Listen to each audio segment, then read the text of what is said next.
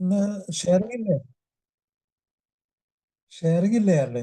നമുക്കിവിടെ നമുക്ക് ഷെയറിംഗ് ആയിട്ട് മിഡ് നൈറ്റ് സ്റ്റാർസിൽ നമുക്ക് ഡയറക്റ്റ് ടോപ്പിക്കിലേക്കാണല്ലോ വരുന്നത്. നമുക്ക് ആദ്യത്തെ മിനിറ്റുകൾ ഷെയറിംഗ് ഇല്ല, ജ്വാലയിലാണ് നമ്മൾ ആ 45 മിനിറ്റ് ആദ്യം ഷെയറിംഗ് ചെയ്യുന്നത്. ആ, ശരി ശരി. അപ്പൊ ടോപ്പിക്കിലേക്ക് നമുക്ക് പോകാം. Okay okay okay okay. അപ്പോൾ എല്ലാ ദിവസത്തെയും പോലെ തന്നെ നമ്മൾ ഇന്നത്തെ ഈ വ്യാഴാഴ്ച മിഡ് നൈറ്റ് സ്റ്റാർസ് ഗ്രൂപ്പിലെ എല്ലാ സുഹൃത്തുക്കൾക്കും നമസ്കാരം. പുതിയതായിട്ട് ആരെങ്കിലും വന്നിട്ടുണ്ടെങ്കിൽ അവർക്ക് പ്രത്യേകിച്ച് ഈ പ്രോഗ്രാമിലെ ഏറ്റവും വിലപ്പെട്ട ആളുകളെന്ന നിലയ്ക്ക് അവർക്കും സ്വാഗതം. Okay, thank you. ഇന്ന് ഞാൻ സംസാരിക്കാൻ പോകുന്ന വിഷയം മദ്യാസക്ത രോഗത്തെക്കുറിച്ചാണെങ്കിലും നമ്മൾ വാസ്തവത്തിൽ നമ്മൾ മറ്റ് എല്ലാത്തിനും ഇത് അഡ്രസ്സ് ചെയ്യുന്നുണ്ട്. മറ്റ് ആൽക്കഹോളിക്സ് അനോണിമസിൻ്റെ 12 സ്റ്റെപ്പ് പ്രോഗ്രാം അതിൻ്റെ ഒരു ഭാഗമായിട്ടാണല്ലോ സംസാരിക്കുന്നത്, അല്ലെങ്കിൽ സെൽഫ് ഹെൽപ്പ് പ്രോഗ്രാം. ഇത് മദ്യാസക്ത രോഗത്തിന് മാത്രമല്ല, മറ്റ് അനവധി സബ്സ്റ്റൻസ് യൂസ്, ലഹരി വസ്തുക്കൾ ഉപയോഗിക്കുന്ന എല്ലാവർക്കും ഉപകാരപ്രദമായിട്ടുള്ള ഒരു പ്രോഗ്രാം ആയതുകൊണ്ട് നമ്മൾ ഏറ്റവും പ്രാധാന്യമായിട്ട് അഡ്രസ്സ് ചെയ്യുന്നത് ആൽക്കഹോൾ യൂസ് ഡിസോർഡർ, മദ്യം ഉപയോഗിക്കുന്നവരാണ്. പക്ഷെ അതുകൂടാതെ മറ്റ് ലഹരി വസ്തുക്കളായ കൊക്കൈൻ, മരിജുവാന, മെത്താംബിറ്റമിൻ, ഓപ്പിയോയിഡ്സ്, ടൊബാക്കോ, ഇപ്പോൾ പുതിയ സാധനങ്ങൾ ബാത്ത് സോൾട്ട്, ഇൻഹലൻസ്, ഇങ്ങനെ ശ്വസിക്കുന്ന സാധനങ്ങൾ, അങ്ങനെ കീറ്റമീൻ. ഇപ്പോൾ ലേറ്റസ്റ്റ് ആയിട്ട് ഇപ്പോൾ കേരളത്തിലെ ഏതോ ഒരുത്തന് മൂവാറ്റുപുഴയോ മറ്റുള്ള താമസിക്കുന്ന ഒരുത്തൻ മെക്സിക്കോ ആയിട്ട് ബന്ധപ്പെട്ട് ലോകത്തിലെ ഏറ്റവും വില കൂടിയ ഏറ്റവും ഭീകരമായിട്ടുള്ള ഒരു ലഹരി വസ്തു 10,000 പേർക്ക് വീതം നൽകിക്കൊണ്ടിരിക്കുന്നവരാണ്. അപ്പം നമ്മുടെ ഈ കേരളത്തിൽ ഇത് ഏതൊക്കെ വഴിക്കാണ് വരുന്നതെന്നും അതിൽ ഏതൊക്കെ ആൾക്കാരാണ് ഇത് ഉൾപ്പെട്ടിരിക്കുന്നവരും അവരെ പറ്റിയൊക്കെ പറയുന്നത് തന്നെ ചിലപ്പോൾ ഭീകരമായിരിക്കും. കാരണം ഇത് ഒരു വല്ലാത്ത ഭീകരമായിട്ടുള്ളൊരു അവസ്ഥയിലേക്ക് നമ്മൾ പോയിക്കൊണ്ടിരിക്കുകയാണെന്ന് ഇപ്പോൾ ഈ നാഷണൽ ഡ്രഗ് പോളിസി, അവിടെ നാർക്കോട്ടിക് ഡ്രഗ്സ് ഒക്കെ കൈകാര്യം ചെയ്യുന്ന ആൾക്കാർ എത്രയോ കഷ്ടപ്പെട്ടാണ് ഇങ്ങനെ ഓരോ ആൾക്കാരെ ട്രാക്ക് ചെയ്യുന്നത്. അത് അതിഭീകരമാണ്. നമ്മൾ ഈ ഉപരിപ്ലവമായിട്ട് അറിയുന്നതിനേക്കാൾ എത്രയോ എത്രയോ എത്രയോ ലക്ഷക്കണക്കിന് ആളുകൾ ഇതിൻ്റെ പിടിയിലേക്ക് പോയിക്കൊണ്ടിരിക്കുന്നു. നമ്മൾ പുറമേ കാണുന്ന സംഗതികളിലൊന്നും അല്ല, അതൊക്കെ വളരെ ഡീപ്പായിട്ടുള്ള സംഗതികളാണെന്ന് ആളുകൾ ഇപ്പോഴും അതിൻ്റെ പുറകെ പോയിക്കൊണ്ടിരിക്കുന്നുള്ളത് ഒരു ഒരു സത്യത്തിൽ സത്യമായ കാര്യമാണ്. ഇന്നത്തെ ന്യൂസിൽ തന്നെ ഇയാൾക്ക് ഇവിടെ മൂവാറ്റുപുഴയിൽ ഇരുന്നുകൊണ്ട് എത്രയോ ലക്ഷക്കണക്കിന് ആളുകളെ അയാളുടെ പരിധിയിലാക്കാൻ പറ്റുന്നുണ്ട്. അയാൾക്ക് മറ്റു രാജ്യങ്ങളായിട്ട് കണക്ഷൻ ഉണ്ടെന്നൊക്കെ പറയുന്നത്. ഇതൊക്കെ സംസാരിക്കാൻ തന്നെ ഭയപ്പെടുന്ന ഒരു സംഗതിയാണിത്.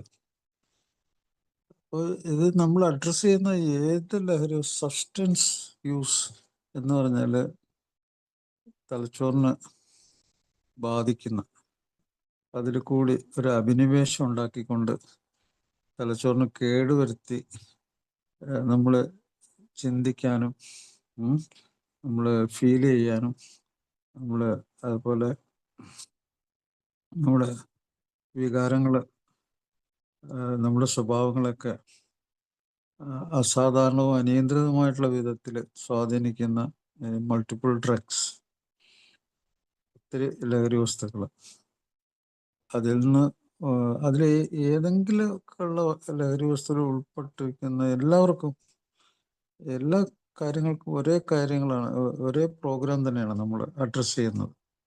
12 സ്റ്റെപ്പ് പ്രോഗ്രാം അല്ലെങ്കിൽ ഗ്രൂപ്പ് തെറാപ്പി. ഈ ഗ്രൂപ്പ് തെറാപ്പി അഡിക്ഷൻ എന്ന രോഗം ബാധിച്ച ഏതൊരാൾക്കും ഉപകാരപ്രദമാണ്. അത് ആൽക്കഹോൾ എന്നില്ല, ഈവൻ നിക്കോട്ടിൻ, കൊക്കൈൻ, ഞാൻ പറഞ്ഞില്ലേ, മരിജുവാന, അതായത് കഞ്ചാവ്, മെത്താംബിറ്റമിൻ, ഓപ്പിയോയിഡ്, ടൊബാക്കോ, ഞാനിപ്പോ ഒരു റീഹാബ് സെന്ററിൽ ചികിത്സിക്കാൻ പോകുന്നുണ്ട്. അവിടെ ഇതെല്ലാം ഉപയോഗിക്കുന്ന ആൾക്കാരൊക്കെ ഞാൻ കണ്ടിട്ടുണ്ട്. ഞാനിപ്പോ പറഞ്ഞൊന്നും വെറുതെ പറയുന്നതല്ല. അതെല്ലാം കൂടി 4, 5 സാധനങ്ങൾ ഉപയോഗിക്കുന്ന ആൾക്കാരെ ഞാൻ കണ്ടിട്ടുണ്ട്. അപ്പോൾ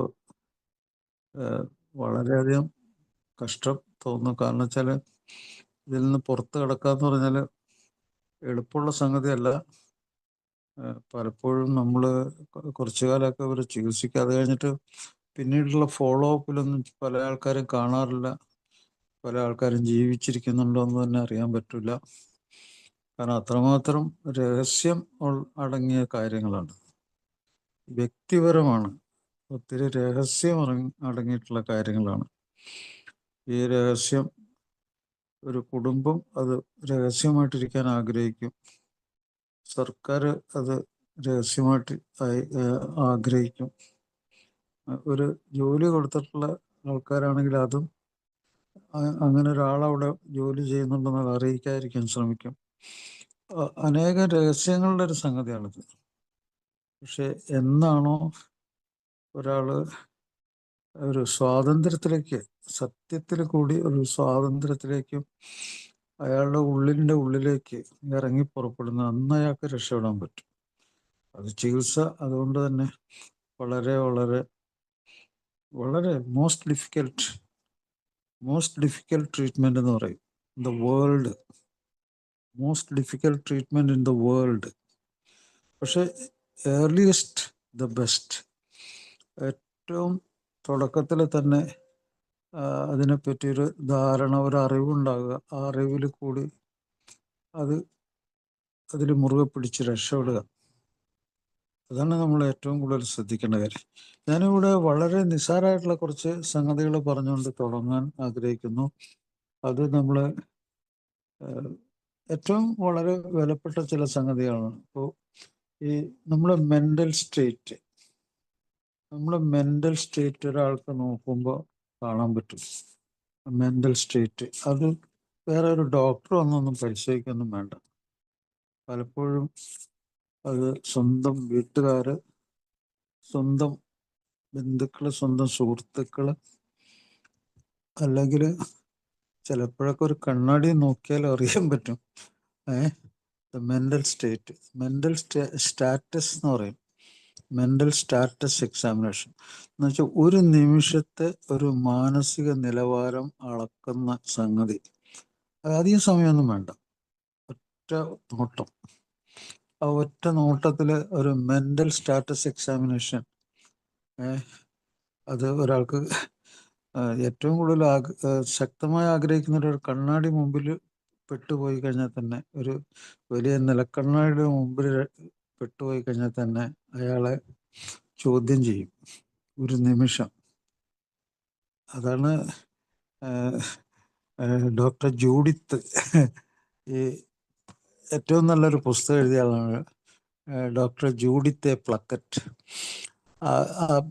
അവർ പറഞ്ഞേക്കണെന്ന് വെച്ചാൽ, ഇത് ഒരു വീട്ടിൻ്റെ ഒരു വരാന്തയിലിരുന്ന് ചുറ്റുപാടും ഒരു കാലാവസ്ഥയിലേക്ക്, ഇതാ മഴ വരുന്നോ, അത് വെയിലാണോ, കാറ്റടിക്കുന്നുണ്ടോ, തണുപ്പാണോ, വൃക്ഷങ്ങൾ ഇളകുന്നുണ്ടോ, അങ്ങനെ നമ്മൾ ചുറ്റുപാടും നിരീക്ഷിക്കുന്ന പോലെ അത്രയ്ക്ക് എളുപ്പമെന്ന് പറയുന്നത്. ഒരാൾ ഒരു അഡിക്ഷൻ്റെ ഉള്ളിൽ പെട്ടിട്ടുണ്ടോ, അയാൾക്ക് എന്തവസ്ഥയാണെന്നുള്ളത് അറിയാൻ നമ്മൾ പലപ്പോഴും ആലോചിക്കുന്ന പോലെ തല പോയൊന്നും ആലോചിക്കേണ്ട ആവശ്യമില്ല. അത് അയാളുടെ സ്വന്തക്കാർക്ക് ചിലപ്പോൾ അറിയാം, അയാൾക്കറിയാം ചിലപ്പോൾ. അപ്പോൾ ആ ഒരു നിമിഷം എന്താണെന്നൊക്കെയാണ് ഞാൻ പറയാൻ പോകും. ഒരു അവലോകനമാണത്. ആദ്യമേ തന്നെ അയാളുടെ അപ്പിയറൻസ്, അയാൾ എങ്ങനെ പ്രത്യക്ഷപ്പെടുന്നു, അയാൾ ഏതവസ്ഥയിൽ പ്രത്യക്ഷപ്പെടുന്നു. ഈ പ്രത്യക്ഷപ്പെടലൊക്കെ അളന്ന് നോക്കാനും തൂക്കി നോക്കാനൊക്കെ പറ്റുന്നവരാണ്. അത് ആൾക്കറിയാം.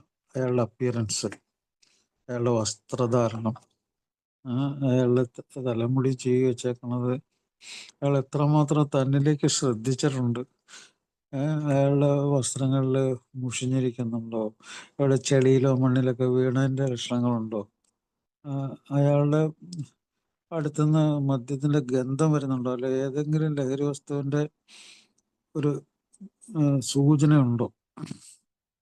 അയാൾ എങ്ങനെ നടന്നു വരുന്നു, ആടിയാണ്, അയാൾ എങ്ങനെ സംസാരിക്കുന്നു, ഇതൊക്കെ അപ്പിയറൻസിൽ തന്നെ മനസ്സിലാവും ഒറ്റ നോട്ടത്തിൽ. അതിനധികം വലിയ സംഭവമൊന്നും വേണ്ട. മറ്റൊന്ന് പറയുന്നത് അയാളുടെ ആ വന്നുകൊണ്ടിരിക്കുമ്പോൾ തന്നെയുള്ള അയാളുടെ സ്വഭാവം, അയാൾ എന്ത് സംസാരിച്ചുകൊണ്ട് വരുന്നത്, എങ്ങനെ എന്ത് സ്വഭാവം അയാൾ പുറത്തേക്ക് എടുക്കുന്നത്, അയാളുടെ മനോഭാവം എന്താണ്, അയാൾ ചുറ്റുപാടുമുള്ള ആൾക്കാരോടോ സ്ഥലത്തോടോ അയാളുടെ മനോഭാവം എന്താണ്, അയാളുടെ പ്രചോദനം എന്താണ്, അയാളുടെ സംസാരം ഭാഷയിൽ അടങ്ങിയിട്ടുള്ള എന്താണ്, അയാളുടെ മൂഡ് എന്താണ്, എന്ത് മൂഡിലാണ് അയാൾ, അല്ലെങ്കിൽ അയാളുടെ വൈകാരിക അവസ്ഥയിൽ ഏത് വികാരമാണ് ഇരിക്കുന്നത്, അതിനെത്ര ശക്തിയുണ്ട്, അയാൾ എന്താണ് ചിന്തിക്കുന്നത്, അയാൾ ചിന്തിക്കുന്ന കാര്യം ചിലപ്പോൾ അയാൾ പറയും. ആ പറച്ചില്ല അതിലെ കണ്ടന്റ്, അതിൻ്റെ ഉള്ളിൽ അടങ്ങിയിരിക്കുന്ന സംഗതി എന്താണെന്നറിയും. അതിന്റെ വിഷയവിവരം എന്താണെന്ന് അതിലറിയാൻ പറ്റും. അയാൾ എന്താ ധരിച്ചു വെച്ചേക്കണമെന്ന് അറിയാമോ, അയാൾ എന്താണ് അനുഭവിക്കുന്നതെന്ന് അറിയാൻ പറ്റും. അയാളുടെ സ്ഥലവും സമയവും ആളുകളായിട്ട് അയാളുടെ ബന്ധം, അയാളുടെ ഓർമ്മശക്തി, അയാൾക്ക് എന്തെങ്കിലും ഒരു ഉൾക്കാഴ്ചയുണ്ടോ, അയാൾക്ക് അയാളുടെ അവസ്ഥയും അയാളുടെ ചുറ്റുപാടും ജഡ്ജ് ചെയ്യാൻ പറ്റുന്നുണ്ടോ, തീരുമാനിക്കാൻ പറ്റുന്നുണ്ടോ? ഇതൊക്കെ ഇതിനൊന്നും അധികം സമയം ആലോചിച്ച് കളയേണ്ട ആവശ്യമില്ല. എങ്ങനെ അയാളുടെ ബുദ്ധിപരത എങ്ങനെയാണ്, അയാളുടെ വ്യക്തിത്വം എന്താണ്, ഇപ്പോൾ അയാളുടെ മാനസിക പെരുമാറ്റം എങ്ങനെ, പെർഫോമൻസ് എന്താണ്, ഇതൊക്കെ ഈ ലഹരി വസ്തുക്കൾ ഉപയോഗിക്കുമ്പോഴൊക്കെ അതിന് ഓരോന്നിനും അതിൻ്റെതായിട്ടുള്ള പ്രത്യേകതകളുണ്ടെങ്കിലും ആൽക്കഹോള് പ്രത്യക്ഷത്തിൽ അത് പെട്ടെന്ന് മനസ്സിലാക്കി തരും. ഇതൊക്കെ ഞാൻ പറഞ്ഞ് അങ്ങനെ കൂടുതൽ വിശദമായിട്ടുള്ള അവസ്ഥകളിലേക്കൊന്നും പോകേണ്ട ആവശ്യമില്ല. പക്ഷെ ഇതിനെപ്പറ്റിയുള്ള ഒരു അറിവ്, ഇത് ഇങ്ങനെയൊക്കെ ഉള്ള ഒരു അവസ്ഥയിൽ നിന്നും ദീർഘകാലത്തേക്ക് നമ്മുടെ ഒരു ശരീരം, നമ്മളൊരു മനസ്സ്, നമ്മൾ കൂടെ ജീവിക്കുന്നവരിലേക്ക്, നമ്മളെല്ലാ ദിവസവും ജോലി ചെയ്യുന്ന സ്ഥലത്തേക്ക്, നമ്മുടെ വീട്ടിൻ്റെ ഉള്ളിലേക്ക്, അയൽവക്കക്കാരിലേക്ക്, ഇതൊക്കെ അതിലേക്ക് എങ്ങനെയാണ് ഇത് എത്തിച്ചേരുന്നത്, അവിടേക്ക് എന്ത് സംഭവിക്കുന്നു, ഇതിനെപ്പറ്റി ഒന്നും ഒരു മധ്യാസക്തന് അതിൻ്റെ ഉള്ളിൽ നിൽക്കുന്ന ഒരാൾക്ക് അതിനെപ്പറ്റി ഒരു ധാരണ, ഒരു വിശദമായിട്ടുള്ള ഒരു അറിവ് ഉണ്ടാവില്ല. കാരണം വെച്ചാൽ ഈ അറിവില്ലെന്ന് ഞാൻ പറയാൻ കാരണം എന്നറിയാം, ലോകത്തിൽ ഏറ്റവും കൂടുതൽ ആൾക്കാർ മരിച്ചുകൊണ്ടിരിക്കുന്ന മൂന്നാമത്തെ രോഗമാണെന്ന് ലോകാരോഗ്യ സംഘടന പറയുന്നെങ്കിലും ഈ ഞാൻ ഈ പറഞ്ഞ ലഹരി വസ്തുക്കൾ 1, 2, 3 കൂടി ചേർത്ത് കഴിഞ്ഞാൽ ഒന്നാമത്തെ സ്ഥാനമായിരിക്കും. വേറെ ഒന്നും വേണ്ട, മദ്യവും പുകയിലയും കൂടി മാത്രം ചേർത്താൽ മതി, അത് 1ാം സ്ഥാനം ഏറ്റെടുക്കും. ഇതിൽ ഏറ്റവും പ്രധാനപ്പെട്ട ഒരു കാര്യം അറിയണമെന്ന് വെച്ചാൽ, പല ആൾക്കാരും ഒരു ലഹരി വസ്തു ഉപയോഗിക്കുമ്പോൾ അവർ വിചാരിക്കണമെന്ന് വെച്ചാൽ ആ ലഹരി വസ്തു കൊണ്ടുള്ള കുഴപ്പം കൊണ്ടാണ് എനിക്ക് പ്രശ്നമുള്ളത്, അല്ലെങ്കിൽ അത് ഞാൻ ഉപയോഗിച്ചില്ലെങ്കിൽ പ്രശ്നമൊന്നും വരില്ല എന്നൊക്കെയാണ്. പക്ഷേ ഈ ലഹരി വസ്തുക്കൾ കുറേ നാൾ ഉപയോഗിച്ച് കഴിഞ്ഞിട്ട് അത് ഉപയോഗിക്കാത്ത സമയത്തും അത് പെരുമാറുന്നു, നമ്മുടെ ബ്രെയിനിൽ പെരുമാറുന്നു. അത് നമ്മുടെ ശരീരത്തിൽ ചില പ്രത്യേക പ്രശ്നങ്ങൾ ഉണ്ടാക്കുന്നു. അത് നമ്മളെ ക്ഷണിച്ചുകൊണ്ടിരിക്കുന്നു. ശരീരത്തിനും അതുപോലെ നമ്മുടെ ബ്രെയിനിനും തലച്ചോറിൻ്റെ ഉള്ളിലുള്ള ഈ എൻഡോക്രൈൻ സിസ്റ്റം എന്ന് പറയും, ഹോർമോൺ സിസ്റ്റം, അതെല്ലാം പിടിച്ചു വലിച്ചുകൊണ്ടിരിക്കുകയാണ്.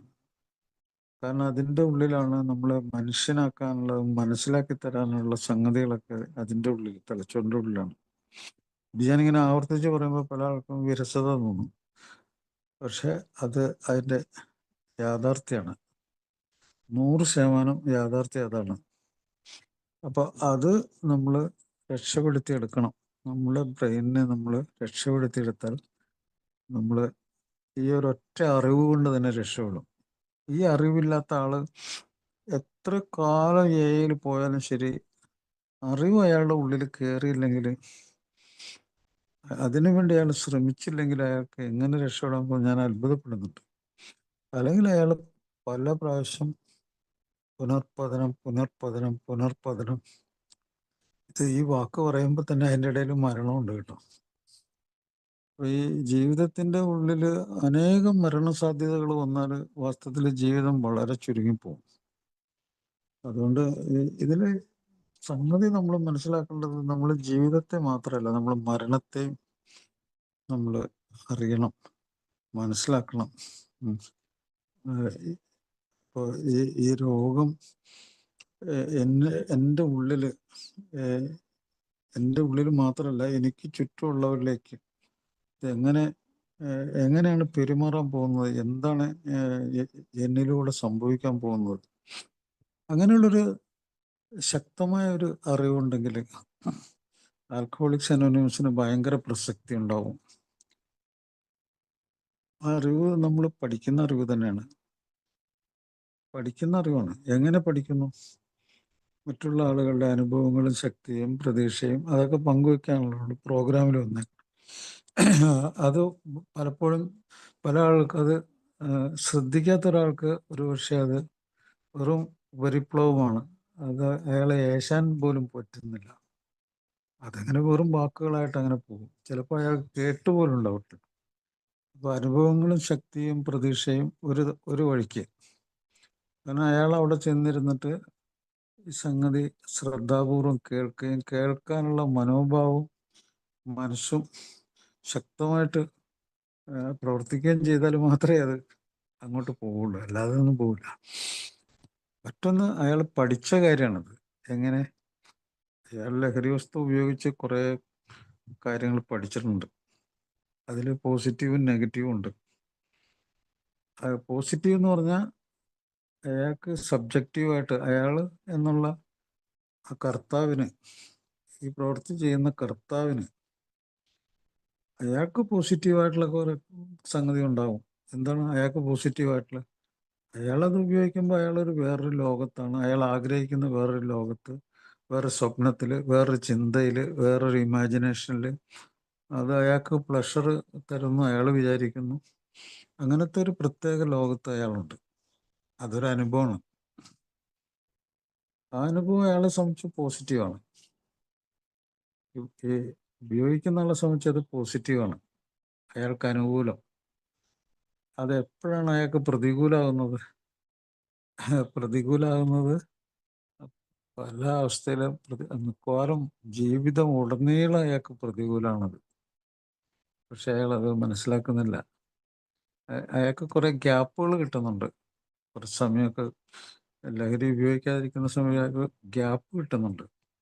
ആ ഗ്യാപ്പിലൊന്നും പക്ഷെ ചിന്തകളും നല്ല തോന്നലുകളും അല്ലെങ്കിൽ നല്ല ഇതായിട്ട് അയാളെ മാറ്റിമറിക്കുന്ന വികാരങ്ങളൊന്നും പ്രവർത്തിക്കുന്നില്ല. ഒരു പ്ലഷറിൽ നിന്ന് മറ്റൊരു പ്ലഷറിലേക്ക് പോകാനുള്ള അയാളെ പ്ലഷർ തോട്ട്സ്, അതാണ് നിരന്തരം ഇങ്ങനെ ഈ ഒഴിവ് കിട്ടുമ്പോഴൊക്കെ അതാണ് ശരിക്കും പ്രവർത്തിച്ചുകൊണ്ടിരിക്കണം. അതെല്ലാം മരണചിന്തകളുടെ അടുത്തേക്കാണ് കൊണ്ടുപോകുന്നത് വാസ്തവത്തിൽ. അതാണ് ഞാൻ പറയണത്, ജീവിതത്തിനോടൊപ്പം തന്നെ ഇതിൽ മരണത്തിന്റെ ഈ സത്യസന്ധതയില്ലാത്ത ചില പ്രവർത്തനങ്ങൾ ഇതിൻ്റെ ഉള്ളിലുണ്ട്. അതൊക്കെ മനസ്സിലാക്കിയാൽ മാത്രമേ അയാൾക്ക് ഈ എയിൽ വന്നിട്ട് രക്ഷപ്പെടാൻ പറ്റുള്ളൂ. അല്ലെങ്കിൽ വെറുതെ ഇതൊരു പ്രഹസനം പോലെ തോന്നും. അപ്പോൾ അത് മനസ്സിലാക്കാൻ ഞാൻ അപേക്ഷിക്കുകയാണ്. കാരണം ഇത് ജീവിതത്തോടൊപ്പം തന്നെ അനേകം മരണം നടന്നുകൊണ്ടേയിരിക്കുകയാണ്. വാസ്തവത്തിൽ നമ്മൾ അഗാധമായിട്ടുള്ള ഒരു ദുഃഖത്തിലോ ഒരു കഴിവില്ലായ്മയിലേക്കോ വേണ്ട കടുത്ത സാമ്പത്തിക ആയിട്ടുള്ള തകർച്ചയിലേക്കോ അല്ലെങ്കിൽ കടുത്ത ഇതിൻ്റെ കൂടെയുള്ള അനേക രോഗങ്ങളൊരു കടുത്ത രോഗത്തിൻ്റെ ഉള്ളിലേക്കോ പോയി കഴിഞ്ഞാൽ ഒന്ന് ആലോചിച്ച് നോക്കുക. അതുകൊണ്ടാവും മിക്കവാറും പല ആൾക്കും ഉണ്ടാവും. അതുകൊണ്ട് ഞാൻ പറയണത് അതെല്ലാം ഓരോ മരണതുല്യമായിട്ടുള്ള അവസ്ഥകളാണ്. അപ്പൊ നമ്മൾ എത്ര സമയം ജീവിക്കുന്നു, അനേകം ചെറിയ ചെറിയ എത്ര മരണങ്ങൾ നേരിടുന്നു, ഇതൊക്കെ ആലോചിച്ച് കഴിഞ്ഞാൽ നമുക്ക് ചികിത്സ വളരെ സിമ്പിളാണ്, ചികിത്സാ രീതി സിമ്പിളാണ്, പക്ഷെ അത് പ്രാക്ടീസ് വളരെ ഡിഫിക്കൽട്ടാണ്. അപ്പോൾ ആ ചികിത്സാ രീതിയെക്കുറിച്ച് മനസ്സിലാവും. അതിന് കഠിനമായ ശ്രമം, ആ വാക്ക് വളരെ ഇമ്പോർട്ടൻ്റ്, കഠിനമായ ശ്രമം അണ്ടർലൈൻ ചെയ്യേണ്ടതാണ്. കഠിനമായ ശ്രമം നടത്തുകയും ചെയ്തിട്ടുള്ള പല സുഹൃത്തുക്കളും നമ്മുടെ ഈ പ്രോഗ്രാമിൽ തന്നെ ഉണ്ട്. അവർക്കൊക്കെ ഇപ്പോൾ മനസ്സിലായി കാണുന്നുണ്ട് എനിക്ക് തോന്നുന്നു. അതായത് ഈ ജീവിച്ചിരിക്കുന്ന എത്ര മനോഹരമായ സംഗതിയാണ്. അങ്ങനെ ഞാൻ നേരത്തെ പറഞ്ഞ അനേകം ചെറിയ ചെറിയ മരണങ്ങളിൽ നിന്ന് അതിനെയൊക്കെ ഒഴിവാക്കി ഇങ്ങനെ ദിവസവും ഭക്ഷണമൊക്കെ കഴിച്ച് നല്ല രീതിയിലൊക്കെ ഉറങ്ങി ജോലിയൊക്കെ നല്ല രീതിയിൽ ചെയ്ത് ആളുകളുമായിട്ട് നല്ല രീതിയിൽ പൊരുത്തപ്പെട്ട് അങ്ങനെ കുറച്ചു കാലം അയാൾക്ക് സാധിക്കുമ്പോൾ അയാൾക്ക് മനസ്സിലാവും അയാൾക്ക് നല്ല കഴിവുള്ള ആളാണെന്ന് അയാൾക്ക് മനസ്സിലാവും. അപ്പോൾ അങ്ങനെ അയാളെ കഴിവ് വീണ്ടെടുക്കുമ്പോൾ കഴിവിനെ മുറുകെ പിടിച്ചാണ് അയാൾ രക്ഷപ്പെടുന്നത്. അതാണ് കഴിവ് അയാളുടെ. ഇതാണ് ജീവിക്കാനുള്ള കാര്യങ്ങൾ മനസ്സിലാകുകയും അത് വളരെ ലളിതമാണെന്ന് മനസ്സിലാക്കുകയും ആ ജീവിതം കൊണ്ട് തന്നെ അയാൾ തെളിയിക്കുകയും മനസ്സിലാക്കുകയും ആ മനസ്സിലാക്കലിൽ ഉള്ള ബുദ്ധിശക്തി, സത്യസന്ധത, അതിനോട് അയാൾക്കൊരു പ്രത്യേകതരം ഒരു താല്പര്യം എന്ന് പറഞ്ഞാൽ പോരാ, അതിശക്തമായൊരു കൂട്ടിപ്പിടുത്തം അയാൾക്കുണ്ടാവുകയും ചെയ്യുമ്പോൾ അയാൾ ജീവിതത്തെ ഇഷ്ടപ്പെടുക മാത്രമല്ല ഈ പ്രോഗ്രാമിനെ ഇഷ്ടപ്പെടും. പ്രോഗ്രാമിൽ കൂടി മറ്റുള്ള ആളുകളെ ഒരു ജീവിതം തിരിച്ചു കൊടുക്കാനുള്ള ഏതൊരു ശ്രമവും അയാൾ നടത്തും. അത് ഏതവസ്ഥയിലും അയാൾ ചെയ്യും. പക്ഷെ നമ്മുടെ ഈ പ്രോഗ്രാമിൽ ഒത്തിരി കാര്യങ്ങളിങ്ങനെ എൻ്റെ ഉത്തരവാദിത്തമാണ്, അതാണ് ഇതാണെന്നൊക്കെ നമ്മൾ പറയുന്നുണ്ടെങ്കിലും ഈവൻ ഓൺലൈൻ പ്രോഗ്രാമിൽ കൂടി നമുക്ക് അങ്ങനെ അധികം ആൾക്കാരൊന്നും ഈ പ്രോഗ്രാമിൽ പുതിയതായിട്ട് എത്തിച്ചേരുന്നുണ്ടോ എന്ന് എനിക്ക് സംശയമുണ്ട്. കാരണം ഇതിൽ ഒരു ആവർത്തന വിരസത ചില ആൾക്ക് വരുമ്പോഴേ ഉണ്ടാകുന്നതുകൊണ്ട് അവർക്ക് ഉടനെ ഒന്നും പിടികിട്ടില്ല. ഈവൻ ആ ആവർത്തന വിരസതയെ മറികടക്കുന്ന ഒരു അന്വേഷണ ബുദ്ധി, അറിയാനുള്ള ഒരു അന്വേഷണ ബുദ്ധിയും അതികഠിനമായ താല്പര്യം, അതിൻ്റെ പുറകെ പോക്ക്, അതൊക്കെ ഉള്ളവർക്ക് ഇത് ജീവിതത്തിലെ 1-ാം നമ്പർ സംഗതിയായിട്ട് മാറും. ജീവിതത്തിലെ അയാൾ ഏറ്റവും മനസ്സിലാക്കിയിട്ടുള്ളതും തിരിച്ചറിഞ്ഞിട്ടുള്ളതായിട്ടുള്ള നമ്പർ 1 അറിവ്, അതുപോലെ അനുഭവവും ജീവിതം തന്നെ ആയിട്ട് അയാൾക്ക് മനസ്സിലാവുന്നത്. അങ്ങനെയുള്ള ആൾക്കാർ അവർക്ക് ജീവിതം തന്നെ, ഈ ജീവിതം ഇങ്ങനെ ഒരു മാറ്റിമറിക്കലിന് വിധേയമായത് തന്നെ അവർക്ക് ഭയങ്കര അത്ഭുതത്തോടെയും അതിര് കടന്ന ഒരു നന്ദിയോടുകൂടി അവർ ഓർത്തിരിക്കുന്ന എനിക്ക് തോന്നുന്നു. അങ്ങനെ ഒത്തിരി ആൾക്കാരെ ഞാൻ കണ്ടു. പ്രോഗ്രാമിൽ ഞാൻ ഒത്തിരി ആൾക്കാരെ കണ്ടു. അങ്ങനെ അവരൊക്കെയാണ് എൻ്റെ ക്ലാസിക്കൽ ആയിട്ടുള്ള ഉദാഹരണങ്ങളൊക്കെ. അവരൊക്കെ തന്നെ അവർ നിരന്തരം ശ്രമിച്ചുകൊണ്ടിരിക്കുന്നുണ്ട്. അവരുടെ കപ്പാസിറ്റി ഭയങ്കരമായിട്ട് എനിക്ക് തോന്നുന്നു. അവരുടെ വാക്കുകളുടെ ശക്തി എനിക്ക് ഭയങ്കരമായിട്ട് അറിയാം.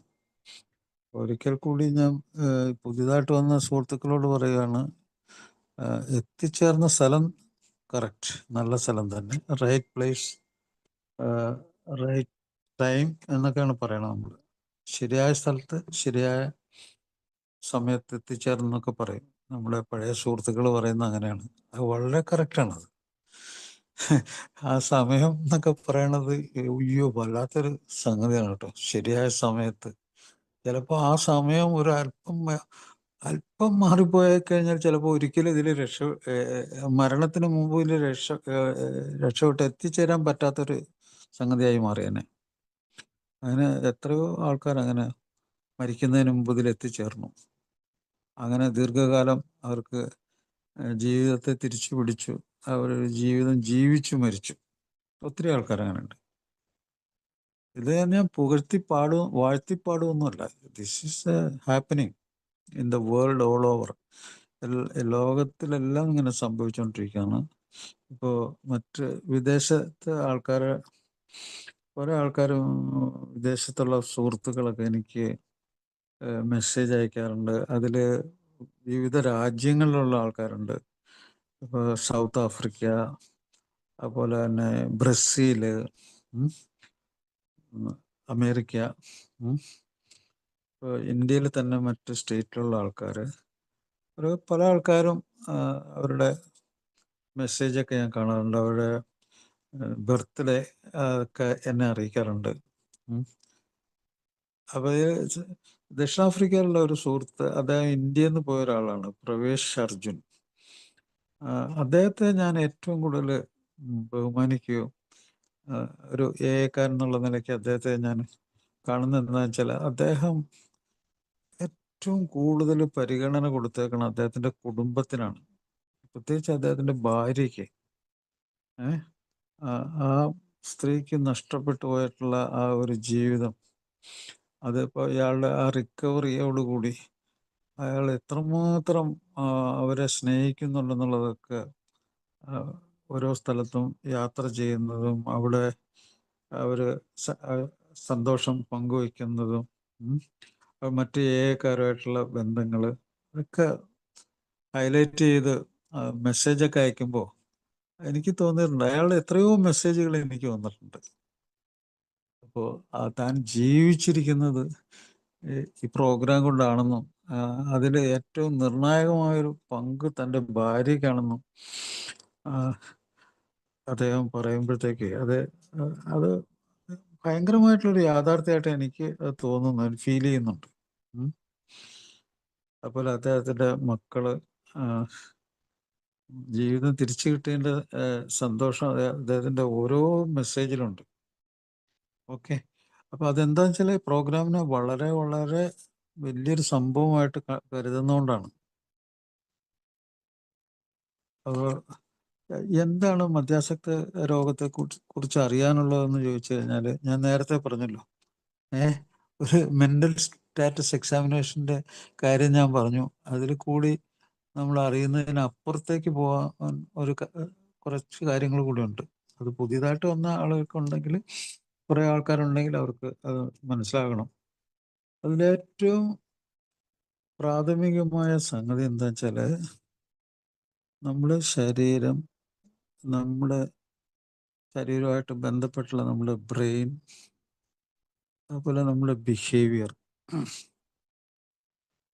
ഇതെല്ലാം നടപ്പിലാവണമെങ്കിൽ ഒരു ബോധത്തിൻ്റെ ഉള്ളിലാണ് ഇതൊക്കെ നടക്കും. നമ്മുടെ ശരീരത്തിൻ്റെ പ്രവർത്തനം, അതുമായിട്ട് ബന്ധപ്പെട്ട് നമ്മുടെ ബ്രെയിൻ പ്രവർത്തിക്കുന്നത്, നമ്മുടെ ബ്രെയിൻ പുറത്തേക്ക് നമ്മൾക്ക് ബന്ധം ഉണ്ടാക്കുന്ന കാര്യങ്ങൾ, അത് നമ്മുടെ ബിഹേവിയറിൽ കൂടിയൊക്കെയാണ്. നമ്മുടെ ബിഹേവിയർ, നമ്മുടെ ഇമോഷൻ, നമ്മുടെ തോട്ട് പ്രോസസ്സ്. അപ്പം ഇത് എല്ലാം കൊണ്ട് നമ്മളൊരു ഹയർ ബ്രെയിൻ ഫങ്ഷൻ എന്ന് പറയാം വേണമെങ്കിൽ. ഹയർ ബ്രെയിൻ ഫങ്ഷൻ, ഒരു ഏറ്റവും ഔന്നത്യമുള്ള ഒരു തലച്ചോറിൻ്റെ ഒരു പ്രവർത്തനം, അത് നമ്മുടെ മനുഷ്യരിലുണ്ടെന്നുള്ളത് ഈ ലോകത്തെ കാണുമ്പോൾ നമുക്ക് മനസ്സിലാക്കാൻ പറ്റും. ഈ മനുഷ്യന് വലിയ സംഭവമൊക്കെ ഞാൻ കാണിക്കുമല്ല, മനുഷ്യനെ പോലെ മറ്റ് ജീവികൾക്കും വലിയ ഈ ലോകത്ത് സ്ഥാനമുണ്ട്. സ്ഥാനം കുറച്ച് കാണുമെന്നല്ല ഞാൻ. അപ്പോൾ അതിൻ്റെ കാരണം ഞാൻ ഒരു നിമിഷം മനുഷ്യൻ ഈ ലോകത്ത് ചെയ്തിട്ടുള്ള സംഗതികൾ എല്ലാം നിങ്ങളൊന്ന് മായ്ച്ചു കളയുക. ഈ ലോകത്തിൽ ഉണ്ടാക്കി വെച്ചേക്കണ സംഗതികൾ ഒന്ന് മായ്ച്ചു കളയുക. അത് എത്രമാത്രം മറ്റു ജീവികളെയും മറ്റു പരിസ്ഥിതിയെയും എല്ലാം ബാധിച്ചിട്ടുണ്ടെന്ന് മനസ്സിലാക്കുക. അതെല്ലാം നിങ്ങളൊന്ന് മായ്ച്ചു കളഞ്ഞിട്ട് ഈ ലോകത്തെ പറ്റി ഒന്ന് ആലോചിച്ച് നോക്കുക. ഈ ലോകം എത്ര ഇരുട്ടിലാണ്, ഇരുട്ടിലാണത്. ആ ഇരുട്ടിൽ ഉള്ള ലോകം ഉണ്ടാകാതിരിക്കാൻ വേണ്ടി മനുഷ്യൻ്റെ ബ്രെയിൻ ഭയങ്കര പണി ചെയ്തിട്ടുണ്ട്.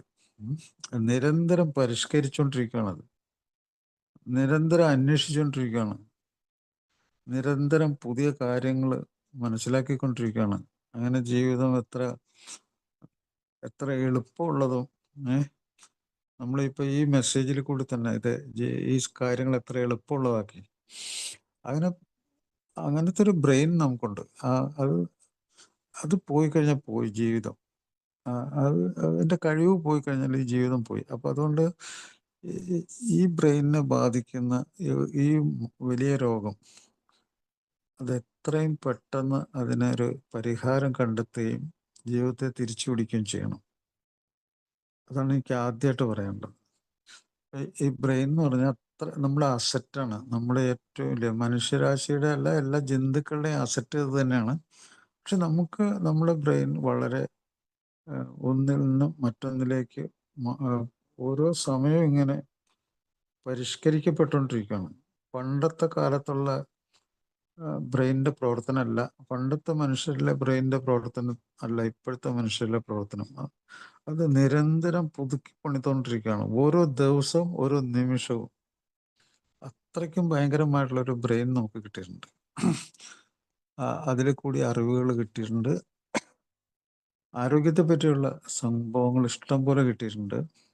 അങ്ങനെ നമ്മൾ അത് അനുഭവിച്ചുകൊണ്ട് നമ്മൾ ജീവിക്കുന്നു. പ്രത്യേകിച്ച് ആധുനിക വൈദ്യശാസ്ത്രത്തിൽ. കാരണം ഈ ആധുനിക വൈദ്യശാസ്ത്രത്തിൽ നമ്മുടെ ഇന്നത്തെ ആയുസ് പുരോഗമിച്ച രാജ്യങ്ങളിലൊക്കെ ഏകദേശം 90-ന്റെ 100-ന്റെ ഇടയ്ക്ക് നിൽക്കുമ്പോൾ ഇന്ത്യയും മോശമൊന്നുമില്ല. ഒരു 75-80-ൻ്റെ ഒക്കെ ഇടയ്ക്കൊക്കെ വന്നിട്ടുണ്ട്. അപ്പോൾ അത്രയും കാലമൊക്കെ ജീവിക്കുക എന്നുള്ളത് നമുക്ക് ആലോചിക്കാൻ പറ്റാത്തൊരു കാര്യം. അതെല്ലാം നമ്മുടെ ഈ ബ്രെയിനിൻ്റെ കഴിവ് തന്നെയാണ്, മനുഷ്യൻ്റെ ബ്രെയിനിൻ്റെ കഴിവ് തന്നെയാണ്.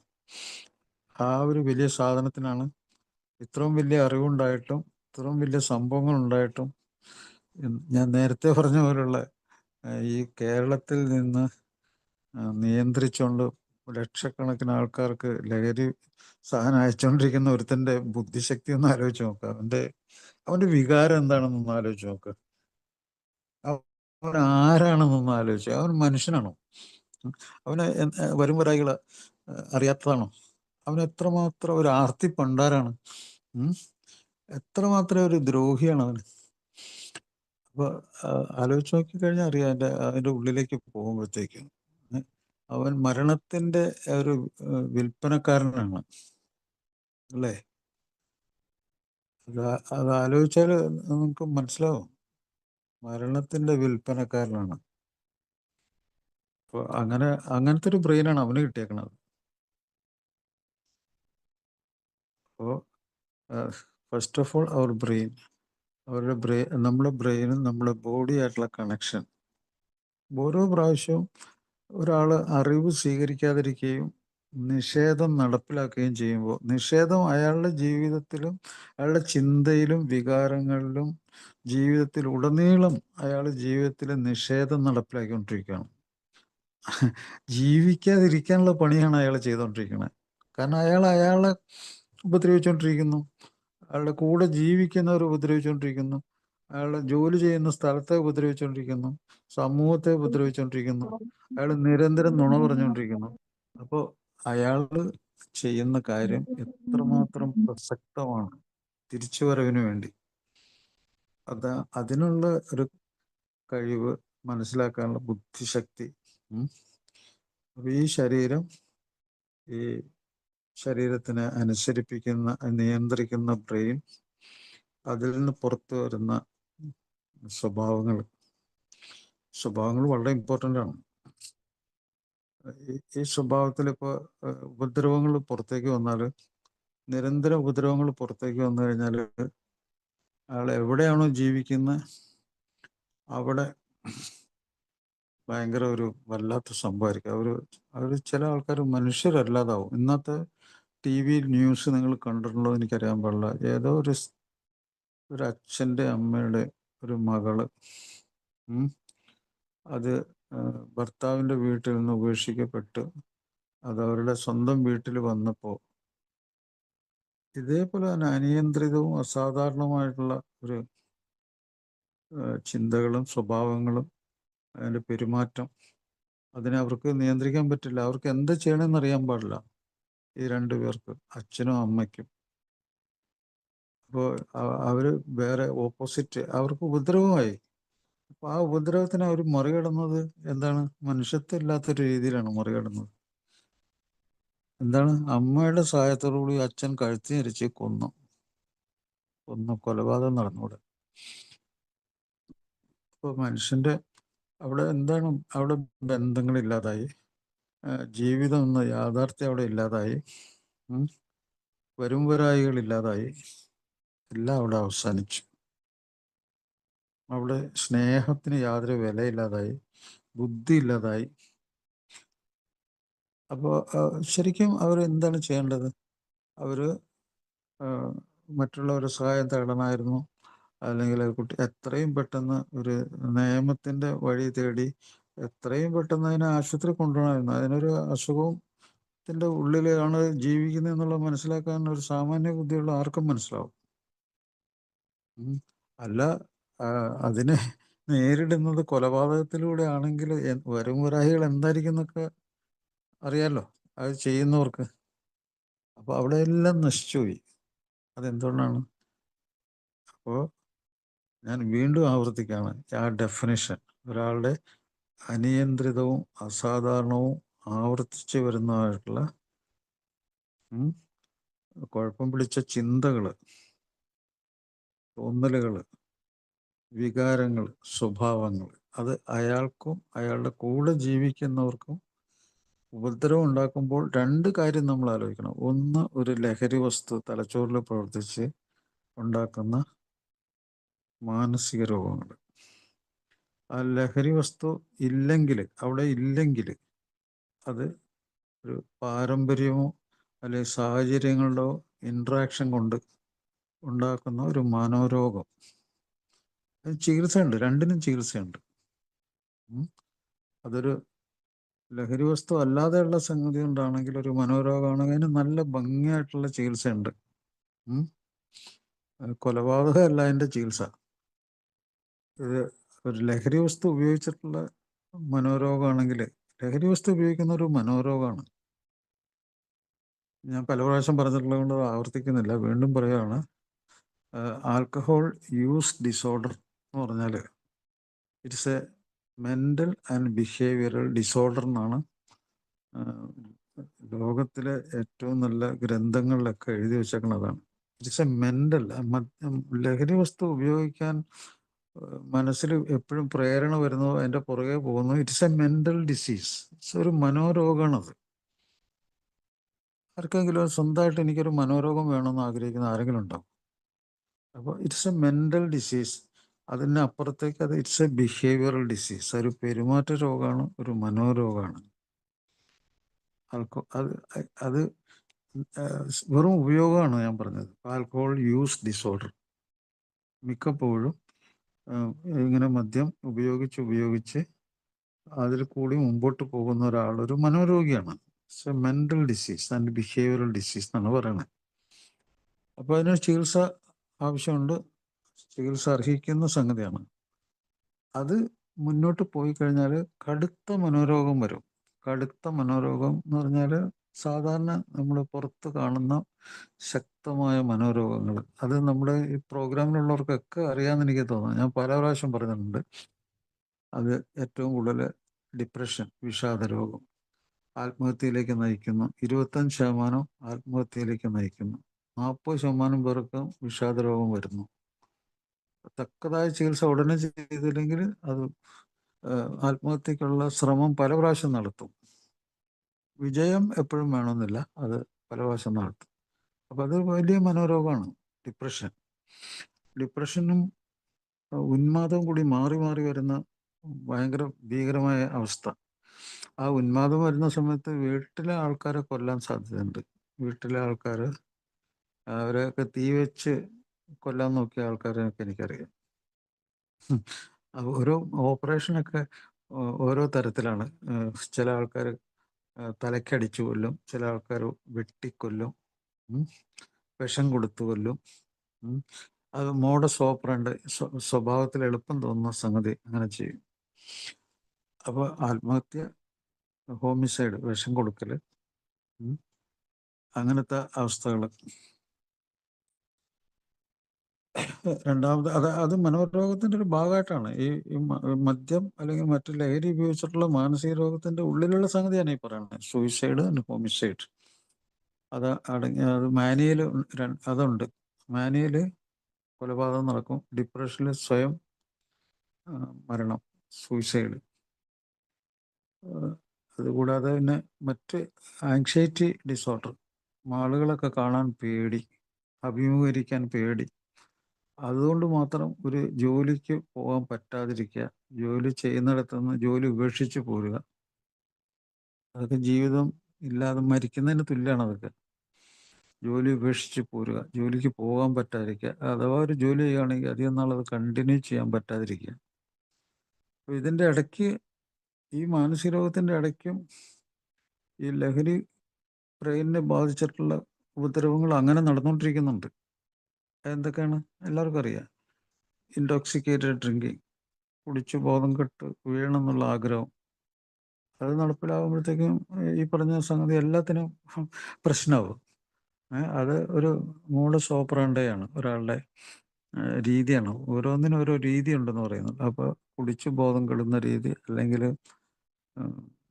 സ്വന്തം കാര്യത്തെപ്പറ്റിയൊക്കെ ആലോചിച്ച് പേടിയുണ്ടായിട്ട് ഒരു മാസത്തെ 3-4 ദിവസത്തേക്കുള്ള ഭീകരമായ കുടിയായിട്ട് ജീവിക്കുന്നവർ, അല്ലെങ്കിൽ ഡെയിലി കുറേശ്ശെ കുറേശ്ശെ കുടിച്ച് ഹാംഫുൾ ഡ്രിങ്കിങ് എന്ന് പറഞ്ഞ ഇതിൽ ജീവിക്കുന്നവർ. അപ്പോൾ അവിടെ മദ്യപാനം കൊണ്ടുള്ള അതൊരു മാനസിക രോഗമാണ്. അതിൻ്റെ കൂടെയുള്ള ഇതുണ്ട്, ആ മദ്യപാനം തലച്ചോറുണ്ടാക്കുന്ന കടുത്ത മാനസിക രോഗമുണ്ട്. അപ്പോൾ ഡബിൾ മാനസിക രോഗം ഉണ്ടാവില്ല. ബൈപ്പോളർ ഡിസീസ്, ആങ്സൈറ്റിയും ഡിപ്രഷനും കൂടി ഒരുമിച്ച് വരും. ഷിസോഫ്രീനിയ വരും. ഷിസോഫ്രീനിയ അയ്യോ സഹിക്കാൻ പറ്റാത്ത രോഗമാണ്. ഷിസോഫ്രീനിയ വന്നു കഴിഞ്ഞാൽ ഒരു കടുത്ത മാനസിക രോഗമാണ്. കാരണം നിരന്തരം നിരന്തരം മരണത്തെപ്പറ്റി അയാളെ ചോദ്യം ചെയ്തുകൊണ്ടിരിക്കും. അശരീരി, ചെവിയിൽ കടന്നുകൂടുന്ന മൂന്നാമതൊരാളുടെ ശബ്ദം, അത് ചിലപ്പോൾ സ്വന്തക്കാരുടെ, മരിച്ചുപോയവരുടെ ശബ്ദമായിരിക്കാം, അല്ലെങ്കിൽ ഏതോ ഒരു ലോകത്തുള്ള ഒരാളായിരിക്കാം. അയാളിങ്ങനെ പറഞ്ഞുകൊണ്ടിരിക്കും, നീ മരിക്കടാ, നീ അല്ലെങ്കിൽ അവനെ കൊല്ലടാ, നീ എന്തിനാടാ ജീവിച്ചിരിക്കുന്നത്. അങ്ങനെ ചിന്തകൾ അവൻ്റെ തലച്ചോറിലേക്ക് തള്ളിക്കയറ്റി വിടും അവനെതിരായിട്ട്. ഇപ്പോഴും തിരുവനന്തപുരത്തുള്ള ഞാൻ ചികിത്സിച്ച എൻ്റെ സുഹൃത്ത്, ഞാൻ അവരെയൊക്കെ സുഹൃത്തായിട്ട് കണക്കാക്കും. ആ പയ്യൻ ഇടയ്ക്കിടയ്ക്ക് എന്നെ വിളിക്കും, സാർ ഇപ്പോഴും എൻ്റെ ചെവിയിലേക്ക് സംസാരിച്ചുകൊണ്ടിരിക്കുകയാണ്, മരിക്കടാ എന്നൊക്കെ പറഞ്ഞു. ഞാൻ എന്ത് ചെയ്യും സാർ? എത്ര ദയനീയമാണ്.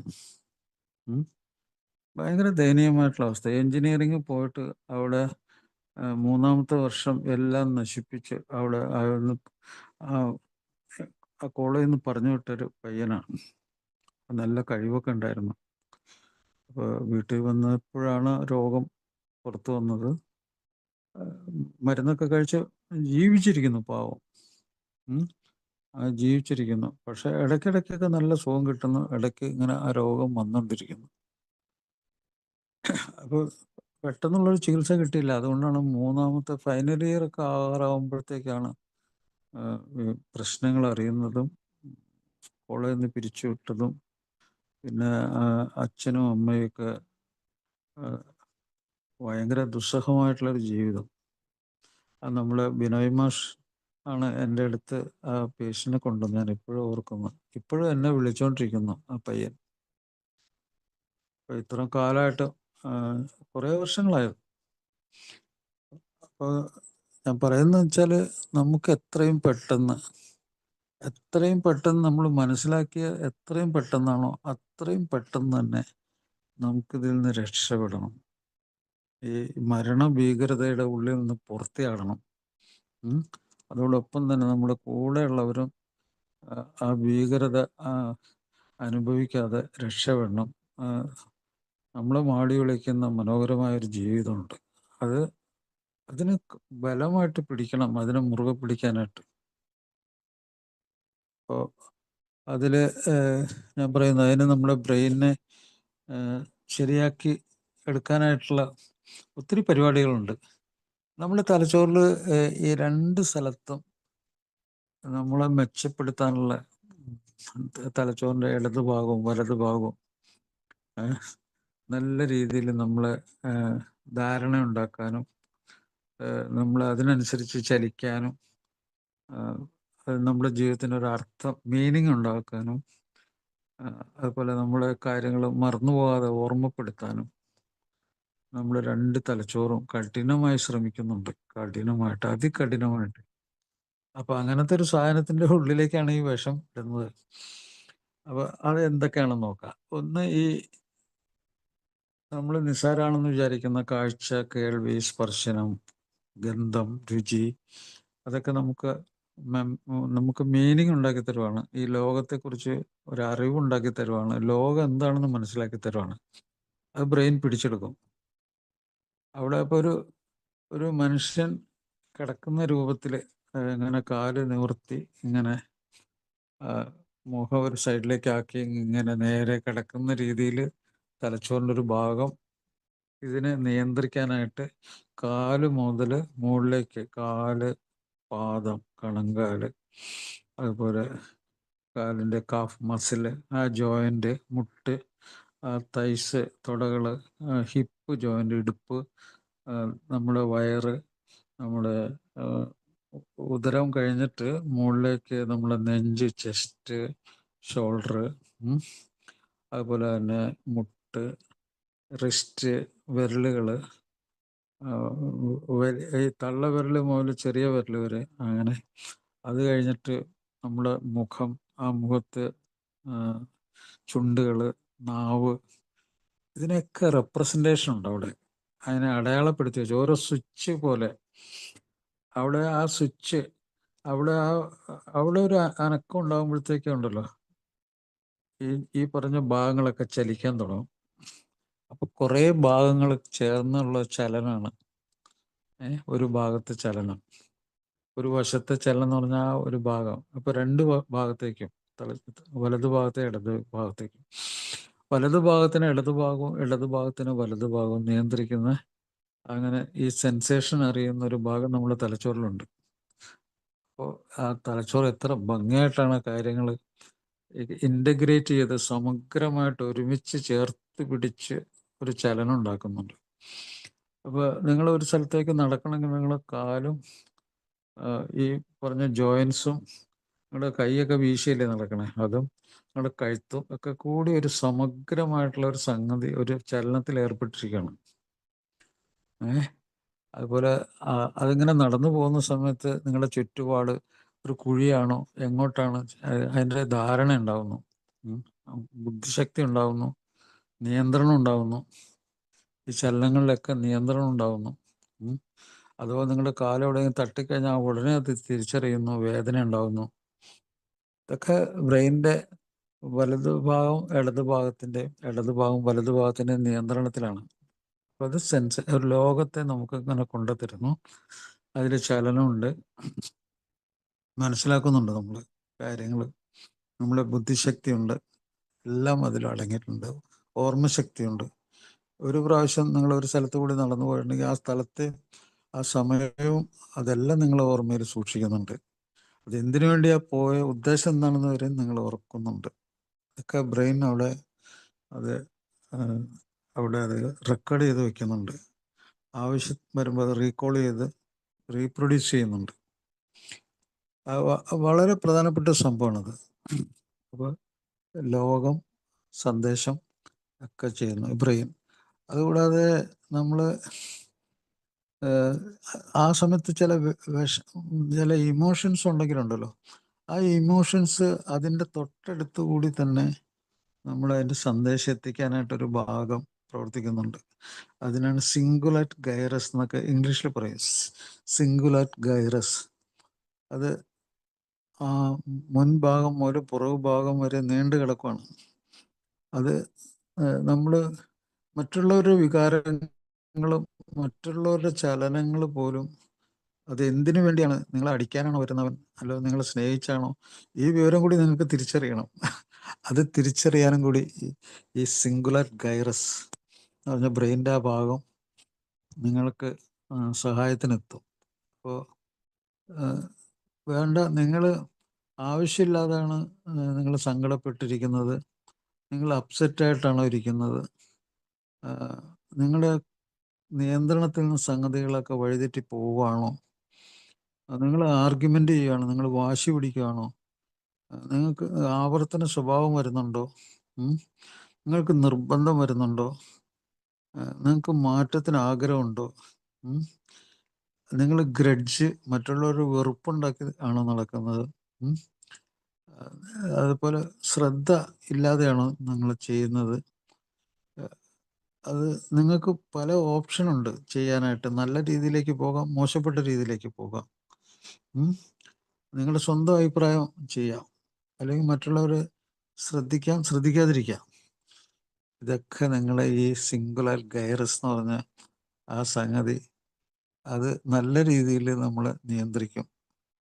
നമ്മൾ രോഗം വരുമ്പോഴത്തേക്കാണ് നമ്മൾ വറി ചെയ്യുന്നത്, അപ്സെറ്റ് ആകുന്നത്, സ്ഥലകാല ബോധങ്ങളൊക്കെ പോകുന്നത്, വെറുതെ ആവശ്യമില്ലാതെ ആവർത്തിച്ച് എനർജി കളയുന്നത്, വെറുപ്പുണ്ടാകുന്നത് ഒക്കെ അവിടെ സൂക്കേട് വരുമ്പോഴാണ്. അത് ലഹരി വസ്തുക്കൾ ഉപയോഗിക്കുമ്പോൾ, ഏത് ലഹരി വസ്തു ഉപയോഗിച്ച് ബ്രെയിനിന് കേടുപറ്റിയാലും, അത് ആൽക്കഹോളോ കൊക്കൈനോ മെത്താംഫെറ്റമിനോ, അതിനൊക്കെ തന്നെ പൊതുവായിട്ട് അതിനെ മെച്ചപ്പെടുത്താനുള്ളൊരു കഴിവ് ഈ ലഹരി സാധനത്തിന് ഒന്നുമില്ല. എല്ലാം അത് ഓപ്പോസിറ്റ് റിസൾട്ട് ഉണ്ടാക്കിയിട്ടുള്ളത്. അതൊന്നും തൽക്കാലത്തെ ഒരു പ്ലഷർ, 2 മിനിറ്റോ 3 മിനിറ്റോ നിൽക്കുന്ന ഒരു പ്ലഷർ ഉണ്ടാക്കിയിട്ട് അതിനെപ്പറ്റിയുള്ളൊരു മെമ്മറി, ഓർമ്മ, അത് തലച്ചോറിന് ബലപ്പെടുത്തുന്നു. ആ പ്ലഷറിന്റെ പുറകെ പോകുന്നു. അത് ജീവിതകാലം മുഴുവൻ കിട്ടണമെന്ന് വിചാരിക്കുന്നു. അതിൻ്റെ പുറകെ നടന്ന് സമയം കളയുന്നു, ബുദ്ധിയില്ലാതാവുന്നു. ജീവിതത്തിലെ ഓരോ ദിവസത്തെ പറ്റിയുള്ള ചിന്ത പോലും നഷ്ടപ്പെടുന്നു. അങ്ങനെ പ്രാഥമിക കാര്യങ്ങൾ വരെ മറന്നു പോകുന്നു. കിടന്ന കിടപ്പിൽ മലവും മൂത്രവും പോകുന്നു. ശരീരത്തിന് പോലും ശരീരത്തിനെ പോലും വെറുപ്പായി തുടങ്ങുന്നു. എത്ര ആൾക്കാരെ എനിക്ക് അങ്ങനെയുള്ള രോഗികളൊക്കെ കിട്ടിയിട്ടുണ്ട്. പല രോഗികളെ എനിക്ക് കിട്ടിയിട്ടുണ്ട്. എന്താണ് ഈ മലമൂത്ര വിസർജ്യങ്ങൾ നമ്മളെ തലച്ചോറിന്റെ കൺട്രോളിലാണ്. അതിന്റെ കൺട്രോൾ കംപ്ലീറ്റ് നഷ്ടപ്പെട്ട എത്രയോ ആൾക്കാരെ ഞാൻ കണ്ടിട്ടുണ്ട്, ചികിത്സിച്ചിട്ടുണ്ട്. പലപ്പോഴും അവരുടെ ഭാര്യമാരൊക്കെ ആ കാര്യമൊക്കെ പറയുമ്പോഴത്തേക്കും അത് സങ്കടപ്പെടുന്നതും പരിഹാസ്യരാകുന്നതൊക്കെ കേട്ടിട്ടുണ്ട്. ഒരുത്തൻ തിരുവനന്തപുരത്തേക്കുള്ള ട്രെയിനിന് എപ്പോഴും മദ്യം കഴിച്ചിട്ട് വണ്ടിയുടെ ബർത്തിൽ കയറി പോകുമ്പോൾ 1 മണിക്കൂർ കഴിയുമ്പോൾ അവൻ മറ്റുള്ളവരുടെ വായിലേക്ക് മൂത്രം അറിയാതെ ഒഴിക്കും. ആൾക്കാർ അന്തം വിട്ടുപോകും. അവന്റെ സ്ഥിരം പരിപാടി അതായിരുന്നു.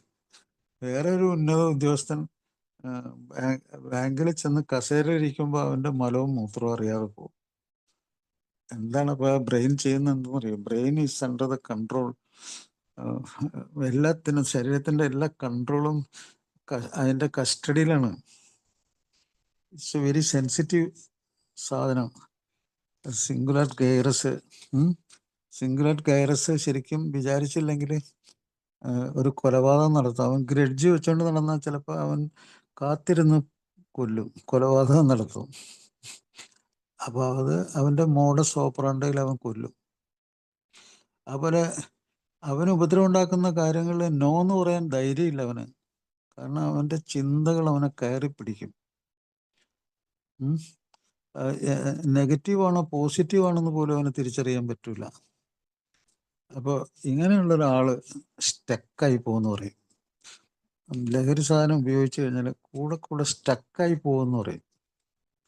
അപ്പോൾ നിരന്തരമായിട്ടുള്ള ഈ 24 hour പ്രോഗ്രാം, 24 മണിക്കൂർ ലഹരിയിൽ നിന്ന് വിട്ടു നിൽക്കുക, അങ്ങനെ തിരിച്ചു പിടിക്കുക. ഇങ്ങനെ തിരിച്ചു പിടിക്കണമെങ്കിലുണ്ടല്ലോ, ഞാനീ പറഞ്ഞ തലച്ചോറിൻ്റെ ആ ഭാഗത്തിന് സ്റ്റക്കായി പോകാതെ നോക്കണം. ഒരു വണ്ടി ഓടിച്ചുകൊണ്ടിരിക്കുന്ന സമയത്ത് അതിൻ്റെ ഗിയറോ അതിൻ്റെ ബ്രേക്കോ ക്ലച്ചോ ഇതൊന്നും ശരിക്കും പ്രവർത്തിച്ചില്ലെങ്കിൽ അത് സ്റ്റക്കായി പോകും. അങ്ങനെ നിരന്തരം അത് സ്റ്റക്കായി പോകും. അതിനൊരു സമഗ്രമായിട്ടുള്ള ഒരു പ്രവർത്തനം വേണം. ഇതെല്ലാം കൂടി തലച്ചോറിൻ്റെ വിവിധ ഭാഗങ്ങളെല്ലാം കൂടി ഒരുമിച്ച് ചേർന്ന് പ്രവർത്തിച്ചു കഴിഞ്ഞാൽ ശരിയാവും. അപ്പോൾ മദ്യവും മറ്റു ലഹരി സാധനങ്ങളും അല്ലെങ്കിൽ മറ്റു ലഹരികളെല്ലാം തന്നെ അതിൻ്റെ കണക്ഷൻ ഉണ്ടല്ലോ, അതിൻ്റെ ഇലക്ട്രിക്കൽ കണക്ഷൻ കുഴപ്പത്തിലുണ്ടാക്കുക മാത്രമല്ല, ഈ തലച്ചോറിൻ്റെ ഈ പ്ലഷർ സെൻറ്റർ ഉണ്ട് തലച്ചോറിൽ. അത് നമ്മുടെ ബുദ്ധിയെ കൂടി കീഴടക്കുന്ന അപാരമായൊരു സെൻറ്ററാണത്, പ്ലഷർ സെൻറ്റർ. തലച്ചോറിൽ നേരെ ഫ്രണ്ടിലെ ആ തലച്ചോറിൻ്റെ ഭാഗം മുതൽ അങ്ങ് താഴെ തലച്ചോറിൻ്റെ അച്ചുതണ്ടിൽ ബോധത്തിൻ്റെ നിയന്ത്രിക്കുന്ന ഭാഗത്തിൻ്റെ താഴെ വരെ അത് പോകുന്നുണ്ട്. അങ്ങനെ അത് അങ്ങേയറ്റത്ത് താഴെ ചെല്ലുമ്പോഴത്തേക്ക് അത് മാനസിക കുഴപ്പങ്ങളുണ്ടാക്കും, ചലനത്തിൽ വരെ കുഴപ്പമുണ്ടാക്കും. മാനസികമായിട്ടുള്ള വെറുപ്പ്, ദേഷ്യം, അസഭ്യം പറയുക, ഇങ്ങനെയൊക്കെയുള്ള സംഗതികൾ വരെ അങ്ങ് അടിയിൽ ചെല്ലുമ്പോഴത്തേക്കുണ്ടാകും. അപ്പോൾ അവിടെയൊക്കെ അത് ശരിയായി വരണമെങ്കിൽ 24 മണിക്കൂർ പ്രോഗ്രാം സ്വീകരിച്ച് വിട്ട് നിന്ന് കണക്ഷൻ ശരിയാവണം. എവിടെ ആണെങ്കിലും സമഗ്രമായിട്ട് ഒരുമിച്ച് പ്രവർത്തിക്കണം. അങ്ങനത്തെ ഒരു തലച്ചോറ് അത് നമുക്ക് വേണ്ടി വരും. അപ്പോൾ ചിലപ്പോൾ അതിനൊക്കെ ചില സംഗതികൾ വിട്ട് നിന്ന് 2-3 മാസമൊക്കെ കഴിയുമ്പോൾ ഒരു ചികിത്സയുടെ ഒരു ഭാഗം ഞാൻ പറഞ്ഞുതരാം. ഒരു വളരെ ലളിതമായ ചികിത്സയുടെ ഒരു കാര്യം പറയാം. അപ്പോൾ നിങ്ങൾ ഒറ്റയ്ക്ക് നടന്നു പോവാണ്, നിങ്ങൾക്ക് ഇഷ്ടപ്പെട്ട ഒരു ചെറിയ മൂളിപ്പാട്ട് പാടുക നിങ്ങൾ, അല്ലെങ്കിൽ നിങ്ങളൊരു പാട്ട് കേൾക്കുക, അത് ഫീൽ ചെയ്യുക. നിങ്ങൾ ആ നടത്തം ഒന്ന് ആസ്വദിക്കുക. ഞാൻ നടക്കുന്നുണ്ട്, അത് ആ നടത്തം ഇഷ്ടപ്പെടുന്നതായിട്ട് നിങ്ങൾ അല്ലെങ്കിൽ ആരെങ്കിലും കൂടെ ചേർന്ന് പാടാൻ പറ്റുമെങ്കിൽ അത് പാടുക. അല്ലെങ്കിൽ ഒരു നായയെ അല്ലെങ്കിൽ ഒരു പൂച്ചയോ നിങ്ങൾക്ക് ഇഷ്ടമുണ്ടെങ്കിൽ കളിപ്പിക്കുക, അതിനെ സ്നേഹിക്കുക, തടവുക. ഒരു ഈ നടന്നു പോകുന്ന വഴിക്കുള്ള ആ കാറ്റും ആ വൃക്ഷങ്ങൾ, ആ പൂക്കൾ ഒക്കെ നിങ്ങൾക്ക് നിങ്ങളുടെ മനസ്സിൽ നല്ല ഫീലിംഗ് ഉണ്ടാക്കാത്ത രീതിയിൽ അത് സ്വീകരിക്കുക. അതൊരു മെഡിറ്റേഷനാണ്. ഏതെങ്കിലും ഒരു വാക്ക്, നല്ല വാക്കിനെ പറ്റി നിങ്ങൾ ചിന്തിച്ചുകൊണ്ട് പോവുക. ഇതൊക്കെ നിങ്ങളുടെ ബ്രെയിനിൽ നിന്ന് വരുന്നതാണ്. അതിലൊരു നല്ല ചിന്ത, ഏതെങ്കിലും ഒരാൾ പറഞ്ഞൊരു കാര്യം, നല്ല കാര്യം, അങ്ങനെ ചിന്തിക്കുക. നിങ്ങൾ രാവിലെ എഴുന്നേൽക്കുമ്പോൾ നിങ്ങളുടെ റൂം നിങ്ങൾ ക്ലീനാക്കുക, വൃത്തിയാക്കുക. നിങ്ങളെ കക്കൂസ്, നിങ്ങളെ റൂം വളരെ വൃത്തിയാക്കുക. ആ പുസ്തകങ്ങളൊക്കെ വളരെ അടുക്കി വയ്ക്കുക. ഓർഡർ, ഇതിൻ്റെ പേരാണ് ഓർഡർ, ക്രമം. മനോഹരമായൊരു ക്രമം തലച്ചോറിന് ഉണ്ടാക്കി കൊടുക്കുക. തലച്ചോറ് അതനുസരിക്കും. അത് നിങ്ങൾ കുറേ ദിവസം നിങ്ങളുടെ മുറിയിലുള്ള സാധനങ്ങളൊക്കെ അടുക്കി വയ്ക്കുന്നത് ശീലിക്കുകയാണെങ്കിൽ നിങ്ങൾക്ക് അതിൽ ഒരു രസം ഉണ്ടാവും, അതൊരു ഇഷ്ടം തോന്നും. അത് നിങ്ങൾക്ക് വേണ്ടപ്പെട്ട നല്ല പുസ്തകങ്ങളൊക്കെ ഒരു സ്ഥലത്ത് വയ്ക്കുക. നിങ്ങൾക്ക് എവിടെ എന്തൊക്കെയാണോ നിങ്ങൾക്ക് ആവശ്യം, ഭംഗിയുള്ള സംഗതികൾ ഒക്കെ വേണ്ടത്, അതൊക്കെ നിങ്ങൾ ശരിയാക്കുക. ക്ലീൻ ചെയ്യലൊക്കെ നിങ്ങൾ എടുക്കുക, സിമ്പിൾ തിങ്സ്. അതുകൊണ്ടാണ് പ്രോഗ്രാമിൽ ചെല്ലുമ്പോൾ പണ്ട് ഫിസിക്കൽ മീറ്റിംഗ് ഒക്കെ നടക്കുമ്പോൾ ആ സുഹൃത്തുക്കളൊക്കെ പറഞ്ഞ കാര്യങ്ങളൊക്കെ വളരെ കറക്റ്റായിട്ട് ആണെന്ന് അത് പ്രായോഗികമായിട്ട് തന്നെ എനിക്ക് തോന്നിയിട്ടുണ്ട്. അവരോട് സെക്രട്ടറി പറയാറുള്ള എന്താണ്, ആ കസേരയൊക്കെ ഒന്ന് അത് അറേഞ്ച് ചെയ്യണം, വരുന്നവരെയൊക്കെ ഒന്ന് സ്വീകരിക്കണം, ഒരു ഷെയ്ക്ക് ഹാൻഡൊക്കെ കൊടുക്കണം, പരിചയപ്പെടണം, സംസാരിക്കണം, ഒന്ന് ചിരിക്കണം. വളരെ വളരെ വളരെ ഭയങ്കരമായിട്ടുള്ള സംഗതികൾ അതൊക്കെ. വളരെ നിസ്സാരമായ കാര്യത്തിൽ നിന്ന് ബ്രെയിനിനെ ട്രെയിൻ ചെയ്തിട്ട് വലിയ കാര്യത്തിലേക്ക് പോകുന്നൊരു അത്ഭുതകരമായ പരിപാടിയാണ്. അതാണ് 24 അവർ പ്രോഗ്രാമിൻ്റെ ഉള്ളിൽ വേണ്ട സംഗതി. അതുപോലെ നമ്മൾ പ്രാർത്ഥന, നമ്മളെ ആ പ്രാർത്ഥന പലപ്പോഴും ചില ആൾക്കാരത് വളരെ ഒരു സിനിമ നോട്ടീസ് വായിക്കുന്ന പോലെ, ഒരു വെറുതെ ഒരു വായന, ഒരു പത്രം വായിക്കുന്ന പോലെ എന്തൊക്കെയോ.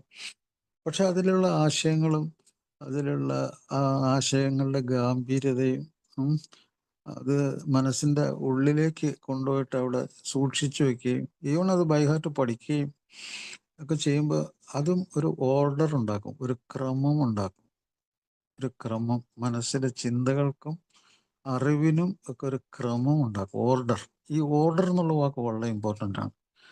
നിങ്ങളുടെ ശരീരവും നിങ്ങളുടെ തലച്ചോറും നിങ്ങളുടെ ശരീരത്തിലുള്ള എല്ലാ അവയവങ്ങളും അഹോരാത്രം ഒരു ക്രമം ഉണ്ടാക്കുന്ന ഒരു പരിപാടിയിൽ ഏർപ്പെട്ടിരിക്കുകയാണ്. ശരീരത്തിന് ക്രമം ഉണ്ടാക്കി ആ ക്രമത്തിൽ നിന്ന് ക്രമത്തിലേക്ക് പോകാൻ അത് നിരന്തരം പരിശ്രമിച്ചുകൊണ്ടിരിക്കുകയാണ്. അതിന് വിശ്രമം വേണം, നല്ല ഭക്ഷണം വേണം, ഉറക്കം വേണം, നല്ലോണം നല്ല റിലാക്സേഷൻ വേണം, ആവശ്യങ്ങളൊക്കെ നിറവേറ്റണം. ഇതൊക്കെ ഉണ്ട്. അതെല്ലാം നമുക്ക് ചെയ്യാൻ പറ്റും. ഇപ്പൊ നമ്മളെ പ്രാർത്ഥന, ഞാൻ പലപ്പോഴും ഞാനത് ആവർത്തനം കൂടുതലാണോ എന്ന് എനിക്ക് തോന്നുന്നു. Grant me the serenity God to accept the things I cannot change. എനിക്ക് മാറ്റാൻ പറ്റാത്തത് മാറ്റാനുള്ള എനിക്ക് മാറ്റാൻ പറ്റാത്തതിനെ സ്വീകരിക്കണം, മാറ്റാൻ പറ്റുന്നതിനെ മാറ്റാനുള്ള ധൈര്യം വേണം. ഇത് രണ്ടും രണ്ട് കാര്യമാണെന്ന് മനസ്സിലാക്കാനുള്ള ബുദ്ധിശക്തി തരണം. അത് ഇന്നത്തെ ഒരു ദിവസം എന്നുള്ള കണക്കിൽ ജീവിക്കാനുള്ള ഒരു തൻ്റെ ഇടം വേണം. ഓരോ നിമിഷവും ഒരു നിമിഷം അടുത്ത നിമിഷം ആ കണക്കിന് മുന്നോട്ട് പോകാൻ എനിക്ക് പ്രാപ്തി തരണം. എൻ്റെ വഴിയിലെ ബുദ്ധിമുട്ടുകളൊക്കെ സമാധാനത്തോടെ നേരിടാൻ എനിക്കൊരു ശക്തി തരണം. എനിക്ക് ഇങ്ങനെയൊക്കെയുള്ള കഴിവ് തരണം എന്ന് പറയുമ്പോഴത്തേക്കും അതൊരു നമ്മളെപ്പറ്റിയുള്ളൊരു വലിയ ഒരു വിലയിരുത്തലും ഒരു ഓർഡർ, ഒരു ക്രമം ഉണ്ടാക്കലാണ്. ആ ക്രമം ഉണ്ടാക്കുമ്പോഴത്തേക്കും ഞാൻ നേരത്തെ പറഞ്ഞ ആ ബ്രെയിൻ ഉണ്ടല്ലോ, അത് അപ്പാടെ അങ്ങ് സ്വീകരിക്കും അത്. കാരണം അത് നമുക്ക് വേണ്ടി നമ്മൾ നടത്തുന്ന ഒരു പരിപാടിയാണ്. അപ്പോൾ ഇത് നെഗറ്റീവ് ആവുമ്പോൾ ഇപ്പോൾ ലഹരി വസ്തുക്കൾ ഉപയോഗിക്കുന്നു വിചാരിച്ചോളൂ. അപ്പോൾ നിങ്ങൾ എന്ത് നിർദ്ദേശിച്ചോ അതിനെതിരായിട്ട് നിർദ്ദേശിക്കും തലച്ചോറ്. നെഗറ്റീവായിരിക്കും എല്ലാത്തിലും. നിങ്ങളുടെ ഉദ്ദേശത്തിനെതിരായിരിക്കും. നിങ്ങൾക്ക് കൺഫ്യൂഷൻ ഉണ്ടാക്കും, നിങ്ങൾക്ക് നിരാശ ഉണ്ടാക്കും, ഹോപ്പ്ലെസ്നെസ്. നിങ്ങൾക്ക് മാറ്റത്തിന് സമ്മതിക്കില്ല, ഒരല്പം പോലും സമ്മതിക്കില്ല, നിങ്ങളെ മാറാൻ വിടൂല. നിങ്ങൾക്കൊരു വീണ്ടും ഒരു പതനം ഉണ്ടാക്കും. അത് ഒരു റിലാപ്സിൽ കൂടി നിങ്ങൾ ഡബിൾ ബ്ലൈൻഡായി പോകും. നിങ്ങൾ രണ്ട് കണ്ണും കാണാത്ത അന്ധനെ പോലെ ആയിപ്പോവും. അപ്പോൾ ആ ക്രമം നമ്മളെ ബ്രെയിനുണ്ടാക്കാനായിട്ടാണ് നമ്മളെ ഈ പഴമക്കാർ അവർ അനുഭവിച്ച് മനസ്സിലാക്കിയ കാര്യമാണ്. വിട്ടു നിന്നപ്പോൾ അവരുടെ ഇലക്ട്രിക്കൽ സർക്യൂട്ടൊക്കെ ശരിയായി, അവരുടെ സ്വഭാവം മാറി. അത് പതുക്കെ മാറിയുള്ളൂ. ആദ്യം അവർക്ക് സമാധാനം കിട്ടി, പിന്നെ അത് മാറി, അത് ക്രമമായി. ഈ ക്രമം ഇല്ലായ്മ എപ്പോഴാണ് വരുന്നത്? വീണ്ടും വീണ്ടും പതനത്തിലേക്ക് പോകുമ്പോഴും വീണ്ടും വീണ്ടും ഉപദ്രവങ്ങളിലേക്ക് പോകുമ്പോഴും അത് കുറ്റബോധത്തിലേക്ക് പോകുമ്പോൾ, വെറുപ്പിലേക്ക് പോകുമ്പോൾ അതിന് സമാധാനം കിട്ടില്ല. അപ്പോൾ നമ്മുടെ ഈ പ്രോഗ്രാമിൽ ഓർഡർ ടു ഓർഡർ എന്ന് പറയുന്നത് അതാണ് ശരീരം ചെയ്യുന്നത്. മറ്റൊന്ന്, നമ്മൾ അബദ്ധത്തിലേക്ക് പോവുകയാണെങ്കിലും ഡിസോർഡറിലാണെങ്കിൽ പോലും ശരീരം കഠിന ശ്രമം നടത്തും ക്രമം ഉണ്ടാക്കിയ എല്ലാ അവയവങ്ങളിലും ക്രമം ഉണ്ടാക്കാൻ നോക്കും. അത് ഇവിടെ കരളിലെ കൊഴുപ്പൊക്കെ അടിഞ്ഞ് 2 സെക്കൻഡ് ഗ്രേഡ് 3rd ഗ്രേഡ് വന്നാലും നിങ്ങൾ വിട്ടു നിന്ന് കഴിഞ്ഞാൽ നിങ്ങളുടെ ലിവർ ആ കൊഴുപ്പിനൊക്കെ മാറ്റി നോർമൽ ലെവലിലേക്ക് കൊണ്ടുവരും. നിങ്ങളുടെ ഹാർട്ടിൻ്റെ പമ്പിങ് ശരിയാക്കും. നിങ്ങൾ അമിതമായിട്ടുള്ള ബ്ലഡ് പ്രഷർ കുറച്ച്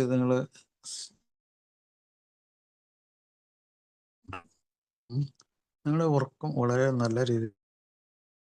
ബ്രെയിനിന് ഇങ്ങനെയുള്ള ഒരു സിമ്പിൾ ട്രീറ്റ്മെൻറ്റ് കൊടുക്കുക. പിന്നെ രോഗം അങ്ങേയറ്റത്ത് മൂർച്ഛിച്ചിട്ടുണ്ടെങ്കിൽ ശരിക്കും ഒരു പ്രൊഫഷണലായിട്ടുള്ള ഒരു ഡോക്ടറുടെ നല്ല ചികിത്സ വേണം, കൗൺസിലിംഗ് വേണം. അതിന് ചിലപ്പം മാസങ്ങൾ പിടിച്ചാലും അത് അങ്ങനെ ചെയ്യണം, ചിലപ്പോൾ വർഷങ്ങൾ വേണ്ടി വരും. ഞാൻ ഒരു റീഹാബിൽ പോയപ്പോൾ ഒരാളെ കണ്ട്. അവിടെ അയാൾ ആ റീഹാബിൽ 4 വർഷമായിട്ട് കിടക്കുന്നുണ്ട്. ഈ 4 വർഷവും അയാൾ അവിടെ കിടക്കുമ്പോഴൊക്കെ അയാളുടെ മനസ്സിലൂടെ കടന്നുപോയ അയാളെ അമ്മയെ കൊല്ലണം എന്നായിരുന്നു. കാരണം അവിടെ കിടക്കുമ്പോൾ അയാൾക്ക് സ്വാതന്ത്ര്യമില്ല. അയാൾ കുഴപ്പം പിടിച്ച സ്വഭാവമായിട്ട് നടക്കുന്നതിലാണ് അയാൾ ആനന്ദം കണ്ടെത്തിയിരുന്നത്. ചിലപ്പോഴൊക്കെ ചില ആളുകൾക്ക് ഈ തകർന്ന് തരിപ്പണായി കിടക്കുന്ന സംഗതികൾ കാണുമ്പോഴാണ് തലച്ചോറിന് ഉത്തേജനം ഉണ്ടാകുന്നത്. ഒരു ഉദാഹരണം ഞാൻ പറയാം. ചില ആൾക്കാർ അവരുടെ മുറിയിലൊക്കെ സാധനങ്ങളൊക്കെ ഇങ്ങനെ വലിച്ചെറിഞ്ഞ് ഇങ്ങനെ ഭയങ്കര അവിടെ കയറാൻ തന്നെ നമുക്ക് ബുദ്ധിമുട്ടാവും. അങ്ങനെ എല്ലാം നാശകോശമായിട്ട് കിടത്തി ഇങ്ങനെ ഇട്ടുകൊണ്ടിരിക്കും. അതെന്തുകൊണ്ടാണ്? അങ്ങനെ കിടക്കുമ്പോഴാണ് അവരുടെ തലച്ചോറിൽ ഒരു ഉത്തേജനം വരുന്നത്. അല്ലെങ്കിൽ ആരുടെയെങ്കിലും ഒരു ജീവിതത്തിലേക്ക് കയറി അവരൊന്ന് അടിക്കുകയോ രണ്ട് തെറി പറയുകയോ ചെയ്യുമ്പോഴാണ് അയാൾക്ക് തലച്ചോറിന് ഉത്തേജനം ഉണ്ടാകുന്നത്. അവിടുന്നാണ് അയാൾക്ക് മുന്നോട്ട് പോകാൻ പറ്റുന്നത്. അങ്ങനെയാണ് ട്രെയിൻ ചെയ്തേക്കണത്. അപ്പോൾ നേരെ ഓപ്പോസിറ്റാണത്. അപ്പോൾ ആ തലച്ചോറിന് ശരിക്കും വളരെ ദീർഘകാലം ആ ഇലക്ട്രിക്കൽ സർക്യൂട്ടൊക്കെ ശരിയായി വരണം. അപ്പോൾ അയാൾ ട്രെയിൻ ചെയ്തേക്കണം എങ്ങനെയാണ്? കുഴപ്പം പിടിച്ച് കുഴഞ്ഞു മറിഞ്ഞു കിടക്കുന്ന സംഗതി തലച്ചോറിന് ഉത്തേജനം കൊടുക്കുന്നു. അതിൽ നിന്ന് അയാളും ഒരു ദിവസം തുടങ്ങുന്നു, അതിൽ നിന്ന് മുമ്പോട്ട് പോകുന്നു. അപ്പോൾ അയാളെ സംബന്ധിച്ചിടത്തോളം ഈ 24 hour പ്രോഗ്രാം എന്നുള്ളത് ദീർഘകാലത്തേക്ക് പോകേണ്ടി വരും. 4 വർഷമോ 6 വർഷമോ ഒക്കെ അയാളങ്ങ് പോയാലേ അയാൾക്ക് ചില ചിന്തകളൊക്കെ മാറിക്കിട്ടുള്ളൂ. അങ്ങനെ 4 വർഷം കഴിഞ്ഞപ്പോഴാണ് ഈ അമ്മയെ കൊല്ലണം എന്നുള്ള ചിന്ത മാറിക്കിട്ടിയത് അയാൾക്ക്. അതിനുശേഷമാണ് അവരുമായിട്ട് സംസാരിച്ചത് തന്നെ. നമ്മളെ ബ്രെയിൻ ഒരു അത്ഭുതകരമായിട്ടുള്ളൊരു സംഭവമാണ്. അപ്പോൾ ഉടനീളം നിങ്ങൾ ഇറ്റ്സ് എ ബ്രെയിൻ ഡിസോർഡർ എന്നുള്ള സംഗതി നിങ്ങൾ ഓർത്തിരിക്കുക. It's A disease of mental diseases. കഴിവുകൾ കംപ്ലീറ്റ് നഷ്ടപ്പെടുന്ന, ക്രിമിനാലിറ്റി കൊണ്ടുവരുന്ന ഒരു പരിപാടിയാണെന്ന് നിരന്തരം ഓർമ്മപ്പെടുത്തണം. Okay, thank you. നമുക്ക് പറ്റിയ ചോദ്യങ്ങളോ അതിനനുസരിച്ചുള്ള ഉത്തരങ്ങളോ നമുക്ക് പങ്കുവയ്ക്കാം. Thank you.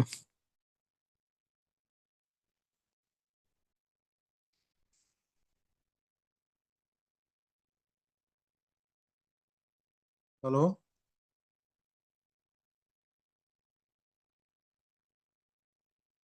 ഹലോ സാർ, കേൾക്കാം. കേട്ടില്ലേ? ഡോക്ടർ കേൾക്കാൻ പറ്റുന്നുണ്ട്. ഓക്കെ. Thank you doctor.